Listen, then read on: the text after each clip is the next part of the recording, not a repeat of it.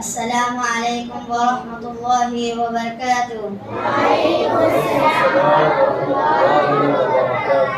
نحمده ونصلي على رسوله الكريم، اما بعد، اعوذ باللہ من الشیطان الرجیم، بسم اللہ الرحمن الرحیم۔ سب سے پہلے میں اللہ تعالیٰ کا شکر ادا کرتا ہوں کہ اس نے ہمیں اس مبارک موقع پر اپنے وطن عزیز کی آزادی کا جشن منانے کی سعادت عطا فرمائی۔ آج کا دن ہماری قومی تاریخ کا نہایت عظیم یادگار اور قابل فخر دن ہے۔ 15 اگست وہ تاریخی دن ہے جب ہمارے وطن نے طویل غلاموں کی زنجیروں کو توڑ کر آزادی کی روشن فضا میں سانس لیا۔ یہ آزادی ہمیں بغیر کسی قیمت کے حاصل نہیں ہوئی، بلکہ اس کے لیے ہمیں بے شمار جانبازوں نے اپنی جانوں کا نذرانہ پیش کیا، اپنے خاندانوں کی قربانی دی، قید و بند کی صحبتیں برداشت کی اور ہر طرح کی تکلیف کو کندھا پیشانی سے قبول کیا۔ ہم پر لازم ہے کہ ہم ان عظیم ہستیوں کی قربانیوں کو ہمیشہ یاد رکھیں اور ان کے احسانات کو کبھی فراموش نہ کریں۔ اگر وہ اپنی جانوں کا نذرانہ پیش نہ کرتے تو شاید آج ہم آزادی کی نعمت سے محروم ہوتے۔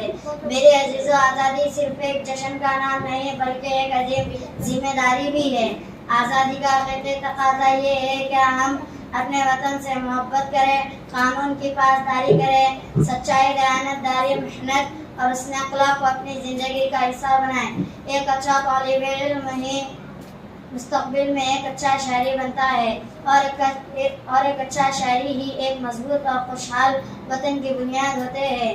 ہمیں چاہیے کہ ہم تعلیم کو اپنی زندگی کا مقصد بنائیں، علم حاصل کریں، اپنے اساتذہ کا احترام کریں، اپنے والدین کی خدمت کریں اور ہر اس کام سے بچیں جو ہمارے معاشرے یا ہمارے وطن کے لیے نقصان دہ ہو۔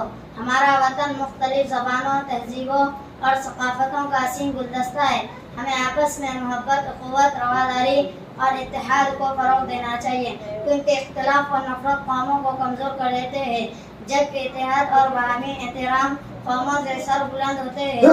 آج ہم سب کو یاد کرنا چاہیے کہ ہم اپنے وطن کے عزت و وقار کو ہمیشہ بلند رکھیں گے، علم و عمل کے میدان میں محنت کریں گے، اپنے کردار کو پاکیزہ بنائیں گے اور ایک ذمہ دار شہری کی حیثیت سے تمام فرائض خوش اسلوبی سے انجام دیں گے۔ اللہ تعالیٰ سے دعا ہے کہ وہ ہمارے وطن کو ہمیشہ امن، سکون، خوشحالی اور ترقی سے مالا مال فرمائے، آمین، اور ہمیں باہمی محبت، قوت کے ساتھ زندگی گزارنے کی توفیق عطا فرمائے، آمین۔ جزاک اللہ خیر۔ السلام علیکم ورحمۃ اللہ وبرکاتہ۔